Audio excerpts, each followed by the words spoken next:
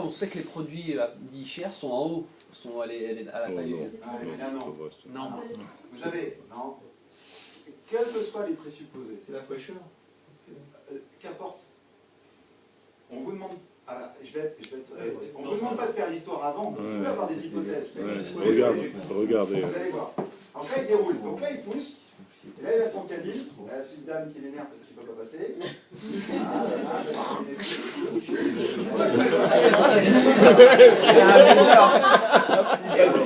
Il passe de l'autre côté. T'as vu? Regarde, regarde. Attendez. Il stationne dans le rayon 3 heures. Non. Alors, on lui avait dit, vous faites votre liste de courses et vous achetez. On ne lui avait pas donné d'ordre très clair. Encore la vie. Il joue à Mario. Vous voyez quand même? Ouais, on voit bien. Ouais. Il regarde qu'en bas. Alors, regardez juste. Alors là, tac, il arrive dans le rayon. Hop, et là, il remonte un petit peu. C'est la première fois qu'il remonte. C'est parce qu'il y a quelqu'un qui a influencé. Vous allez voir pourquoi. Voilà, il Que ça marque. Il monte, il va chercher. C'est vide. Non. Ça marque. Il va remonter un petit peu et il va prendre. Tac. Ouais, non, Mémé, tu m'énerves. Voilà, il scanne, il repère le produit. C'est le comparaison de prix. Non, pas encore. Il n'y est pas là. Là, il est en train de repérer. En fait, voilà, hop, il achète. Et hop. Alors, regardez. Il attendait. Non. En fait, regardez. Ce qui est très intéressant, c'est que un rayon de fromage, c'est comme ça. Vous avez le bac, tablette 1, 2, 3, 4, 5. Il fait ça.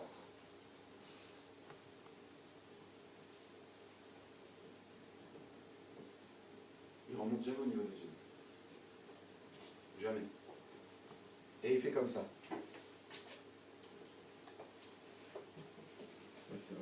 Pourquoi? Il fait un rayon en moins d'1 minute 30. Là, ça fatigue moins. Non, c'est juste parce qu'il est au taquet.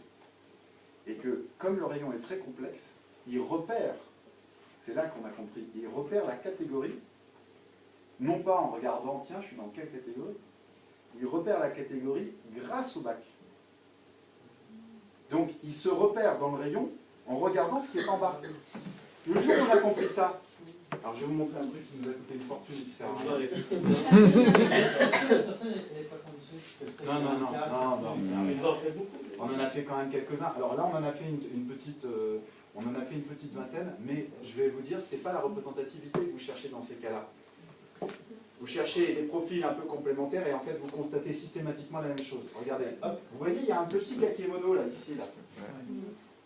Alors, dans le rayon fromage, qui est très complexe, c'est d'arriver à retrouver ces produits.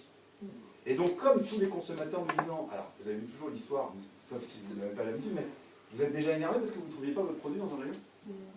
Alors, dans le rayon fromage, vous prenez cet énervement, vous multipliez par 10. Parce qu'il est tellement complexe, ce rayon, c'est pas, pour le coup, c'est pas je vais aller chercher une boîte de coca et je fais un arbitrage entre coca et coca light. Ou je vais chercher un shampoing et je fais un... Il n'y a pas un produit qui se ressemble, ils sont sur un, voire deux facings, et des fois, il fait 15 mètres aller, 15 mètres au jour. Là, si vous avez prévu d'acheter le dernier cloche de président, enfin, c'est plus Nino depuis longtemps, mais vous la Nino et que vous ne la trouvez pas, au bout de 2 secondes, vous commencez à... Alors nous, on a mis des kakémonos pour dire, vous facilitez la vie à vous, monsieur le chauffeur. Regarde, jamais. Jamais. Ça vaut plusieurs milliers d'euros pour équiper un rayon en hyper, ça ne sert à rien. Là, on a compris, on a pris tout notre matériel, notre stock, poubelle. Non seulement le consommateur ne le regarde pas, mais en plus, ça gênait les gestionnaires de rayons. Donc on était tous, y compris la force de vente, en train de se fatiguer pour installer un système qui ne sert à rien. Parce que le conso ne le regarde pas. Par contre, vous allez voir, on a mis des marquages au sol, enfin pas des marquages au sol, des bandes de couleurs sur la partie basse pour lui montrer des points de rupture. Et on s'est arrêté là. Mais on l'a compris parce qu'on avait compris comment la personne regarde. D'accord. Ce test-là, avec quelqu'un qui a plus de temps, c'est-à-dire qui n'a pas le timing, et ça fonctionne de la même manière? C'est à peu près fait de la même manière, et en plus, je vais vous montrer, ils n'ont pas de temps de toute façon. Donc statistiquement, comme on a fait du quantitatif, on sait qui est dans le magasin, on sait combien de temps il y reste. Donc est-ce qu'on peut dire aujourd'hui que personne ne se balade dans un hyper supermarché, c'est-à-dire que tout le monde y va, montre Oui. avec un timekeeper et on a 15 minutes pour faire nos courses et on sort. Non, mais Est-ce que tout le temps on est sous stress. Je vais vous Ce qui veut montrer dire, tout à l'heure des c'est qu'on est sous statistiques de stress. comparaison. On est sous stress, tu veux aller à la caisse pour faire la queue. Je pense. Mais la conclusion, c'est votre conclusion. Est-ce que c'est la vôtre également?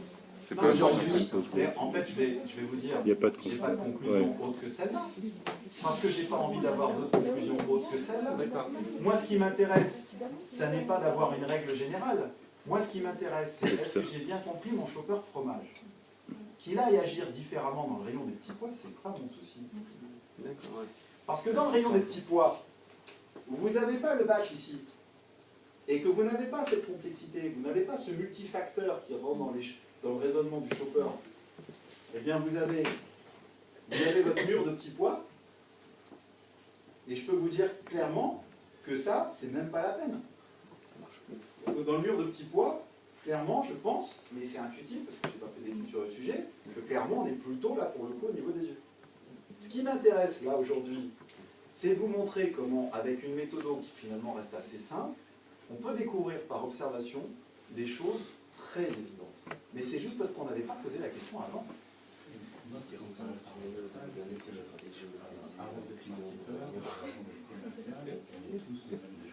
Oui. Oui. Même dans notre c'est vrai, il fait pile. à un moment donné, on était connectés à collaborer sur le faire. Et je disais, non, c'est pas possible. Moi, quand je vais faire mes courses, c'est pas ça.